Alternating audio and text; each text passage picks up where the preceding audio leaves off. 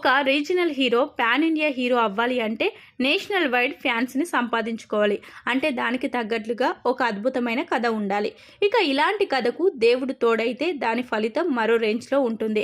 అలాంటి డివైన్ ఫలితాన్ని అందుకున్న మన సినిమా కార్తికేయ 2. కృష్ణత్వంతో వచ్చిన ఈ సినిమా పాన్ ఇండియా వ్యాప్తంగా చిన్న హీరో అయిన నిఖిల్ని పెద్ద హీరోగా మార్చేసింది. అందుకే ఆ తర్వాత చాలామంది ఈ డివోషనల్ కథలను ఎంచుకునే ప్రయత్నం చేశారు. అందులో కొన్ని వర్కౌట్ అయినా మరికొన్ని తుస్సుమన్నాయి.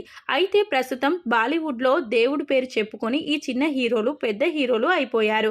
అలాగే మరోసారి అలాంటి ప్రయోగాలే చేయబోతున్నారు. నిఖిల్కి పాన్ ఇండియా గుర్తింపు వచ్చిన డివోషనల్ సబ్జెక్టుతోనే మరోసారి ప్రేక్షకుల ముందుకు రాబోతున్నారు.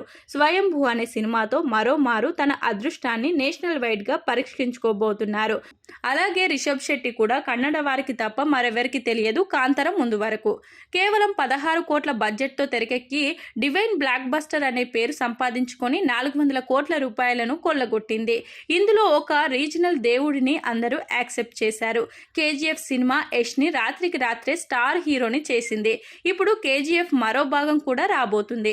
ఇక బ్రహ్మాస్త్ర ముందు వరకు రణబీర్ కపూర్ కేవలం ఒక స్టార్ కిడ్, బ్యాక్గ్రౌండ్ ఉన్న ఫ్యామిలీ నుంచి వచ్చాడు అన్న పేరు తప్ప అంత పెద్ద స్టార్ హీరోగా గుర్తింపు లేదు. నార్మల్ హీరోగా కొన్ని సినిమాలు తీసినా బాలీవుడ్ వరకే నటించాడు. కేవలం సౌత్ ఇండియాకి ఆలియా భట్ భర్తగానే పరిచయం. కానీ బ్రహ్మాస్త్ర సినిమా ద్వారా ఆయన సౌత్ ఇండియాకి పరిచయం అవడంతో పాటు ఆ తర్వాత వచ్చిన యానిమల్ సినిమా అతని రేంజ్ ని పెంచేసింది. ఇప్పుడు బ్రహ్మాస్త్రకు సీక్వెల్ తీసే పనిలో ఉన్నారు రణబీర్ కపూర్. దాంతో పాటు మరో దేవుడి కాన్సెప్ట్ అయిన రామాయణం కూడా రెడీ అవుతుంది. ఇందులో కూడా రణబీర్ కపూర్ హీరోగా నటించబోతున్నారు.